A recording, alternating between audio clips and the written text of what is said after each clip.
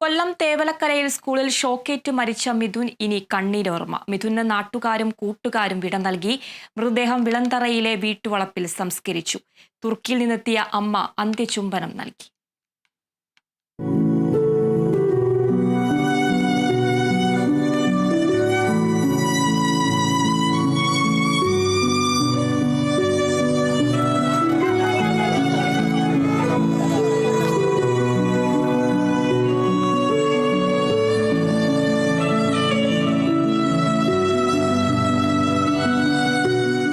രാവിലെ 11 മണിയോടെ മിഥുൻ അവൻ്റെ പ്രിയപ്പെട്ട തേവലക്കര ബോയ്സ് സ്കൂളിലേക്കെത്തി. ഇത്തവണ പക്ഷേ അവൻ വന്നത് വീട്ടിൽ നിന്നായിരുന്നില്ല. ശാസ്താംകോട്ട താലൂക്ക് ആശുപത്രി മോർച്ചറിയിലെ തണുപ്പിൽ നിന്നായിരുന്നു. സ്കൂളിലേക്ക് ആംബുലൻസിലുള്ള യാത്രയിൽ അവനെ ഒരു നോക്ക് കാണാൻ നിരവധി പേർ റോഡരികിൽ കാത്തുനിന്നു. സ്കൂളിലെത്തുമ്പോൾ അവൻ്റെ പ്രിയപ്പെട്ട കൂട്ടുകാരും അധ്യാപകരും പിന്നെ നൂറുകണക്കിന് നാട്ടുകാരും അവനായി കാത്തു നിൽക്കുകയായിരുന്നു. അവരോടൊന്നും മിണ്ടാതെ ശാന്തനായി ആ സ്കൂൾ മുറ്റത്ത് അവൻ കിടന്നു. ഇനി അവനില്ലെന്ന തിരിച്ചറിവിൽ സഹപാഠികൾക്കും അധ്യാപകർക്കും സങ്കടമടക്കാനായില്ല.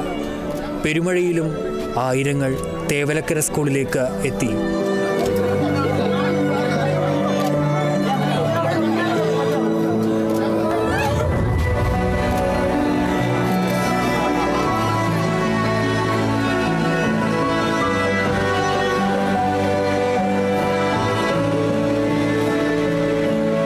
തുടർന്ന് വിളന്തറയിലെ വീട്ടിലേക്ക്. പൊന്നോമനയെ കാണാൻ അമ്മ തുർക്കിയിൽ നിന്നെത്തി. അമ്മയോടും അവനൊന്നും മിണ്ടിയില്ല. സന്തോഷത്തോടെ തുർക്കിയിലേക്ക് യാത്രയാക്കിയ പൊന്നുമകൻ്റെ ചേതനയേറ്റ ശരീരം കണ്ട് അമ്മ പൊട്ടിക്കരഞ്ഞു. ആശ്വസിപ്പിക്കാൻ ബന്ധുക്കൾക്കായില്ല.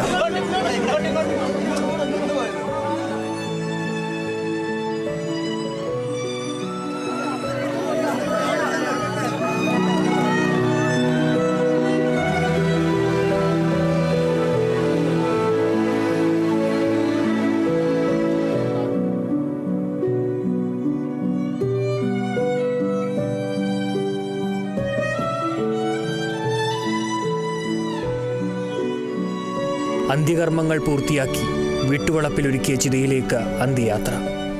കുഞ്ഞനുജൻ ചിതയ്ക്ക് തീ കൊളുത്തി.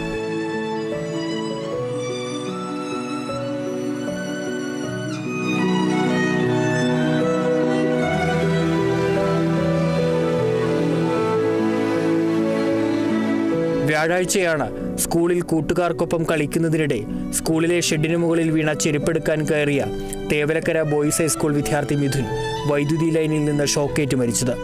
കേരള വിഷൻ ന്യൂസ്, കൊല്ലം.